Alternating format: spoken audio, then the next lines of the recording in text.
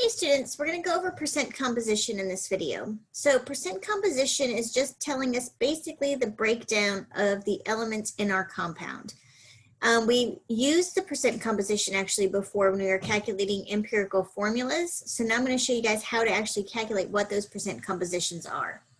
So what we're going to be doing is we're going to take the mass of an element divided by the mass of the compound, and we're going to multiply it by 100. And there's two different ways that these problems can look. So we'll have two examples here. So first example, find the percent composition for a compound that is formed from 222.6 grams of sodium and 77.4 grams of oxygen. So to find the percent of sodium, we're going to take the mass of the sodium, which is 222.6. We're going to divide it by the mass of the total. So 222.6 plus 77.4, 300 grams, times 100. Now we're always going to round percent composition to the hundredths position, okay? So we're going to do 222.6 divided by 300.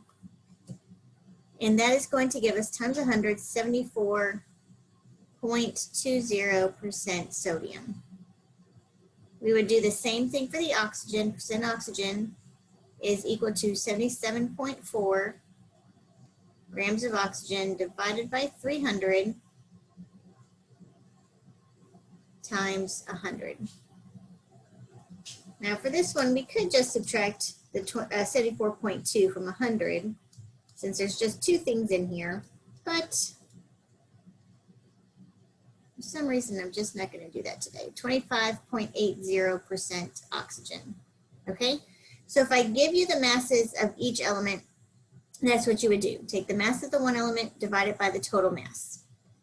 The other way these problems can look is this example here, the percent composition of an element of acetate. Let me give myself a little bit more room here.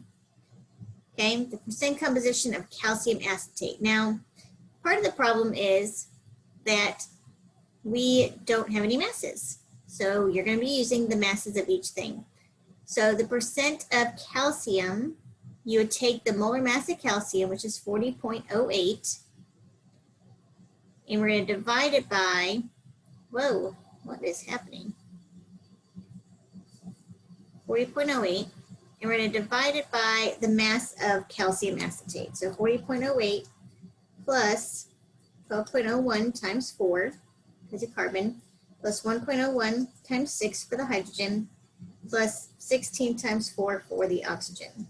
So our mass is 158.18.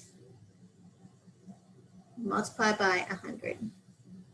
So for the calcium, we have 40.08 divided by 158.18 times 100, round to the hundredths position. So we have 25.34% calcium.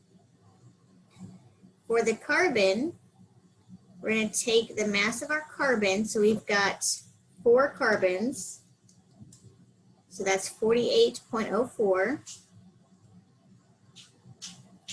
divided by our total mass, 158.18 grams, times 100. So 48.04 divided by 158.18 times 100. That gives us 30.37% carbon.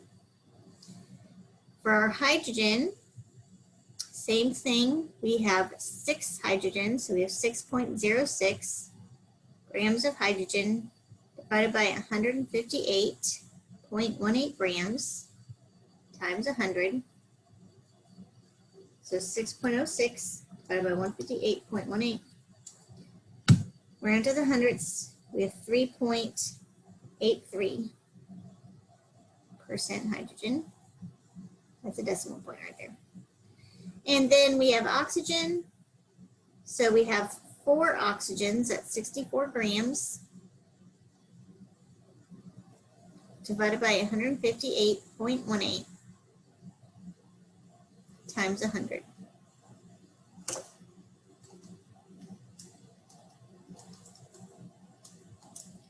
That gives us 40.46% oxygen. And that's all you do. That's it. So finish up this page. Let me know if you have any questions, and I'll be happy to help. Bye.